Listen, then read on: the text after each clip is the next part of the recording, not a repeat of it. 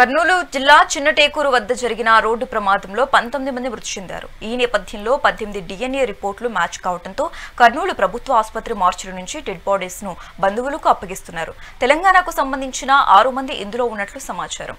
ఇదే అంశంపై మరింత సమాచారం గద్వాల ఆర్డీఓ అలివేలుతో మా ప్రతినిధి మల్లికార్జున మరింత సమాచారం అందిస్తారు.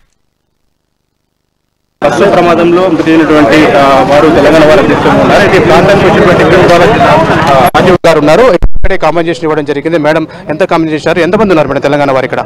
తెలంగాణ సంబంధించిన 6 కుటుంబాలు ఉన్నాయండి. ఆ 6 కుటుంబాల్లో ఇప్పుడు ఒకరికి అందజేయడం జరిగింది. రాష్ట్ర ప్రభుత్వం ప్రకటించినటువంటి 5 లక్షల ఎక్స్గ్రేషన్ అందించడం జరిగింది. మిగతా వారికి ఎప్పుడు ఇవ్వబోతున్నారు?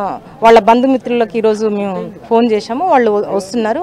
ఇదే రోజు వాళ్ళ యొక్క మృతదేహాలని అందజేస్తాం. అదేవిధంగా వచ్చినటువంటి చెక్కులను కూడా వాళ్ళకి డిస్బర్స్ చేయడం జరిగింది. మొత్తం 6 మంది ఉన్నట్టుగా తెలుస్తుంది. అంటే ఇక్కడ నుంచి అంటే ఎన్ని వెహికల్స్, సపరేట్ వెహికల్స్ తరలిస్తున్నారు? ప్రతి మృతదేహానికి ఒక సపరేట్ వెహికల్ పెట్టాము.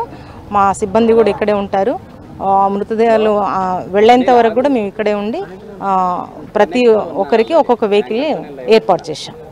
ఇది పూర్తి స్థాయిలో ప్రతి ఒక్కరికి కూడా ఒక వెహికల్ ఏర్పాటు చేయడం జరిగింది. ఎవరైతే ఎక్స్‌గ్రేషియా పూర్తి స్థాయిలో 5 లక్షలు ప్రకటించింది వాటి రాష్ట్ర ప్రభుత్వం, ఈ నేపథ్యంలో వారందరికీ కూడా ఈరోజు 6 మంది తెలంగాణకు సంబంధించిన వారు ఉన్నారు కాబట్టి వారికి ఖచ్చితంగా ఈరోజు ఇక్కడే ఉండి వారికి ఆ చెక్కులను అందించి పంపించడం జరుగుతుందని చెప్పేసి ఒక్కొక్కరికి ఒక వెహికల్ కూడా ఏర్పాటు చేయడం జరిగింది. కాబట్టి వారికి ఇక్కడే ఉండి సాయంత్రం వరకు 6 మంది ఎవరైతే వస్తారో 6 మందికి కూడా ఎక్స్‌గ్రేషియా ప్రకటించేటువంటి కార్యక్రమం చేస్తున్నామని చెప్పేసి కూడా గద్వాల జిల్లా ఆర్డీఓ చెప్తున్నారు. కెమెరామెన్ శేక్షతో మల్లికార్జున్, మెగా 9 టీవీ, కర్నూలు జిల్లా.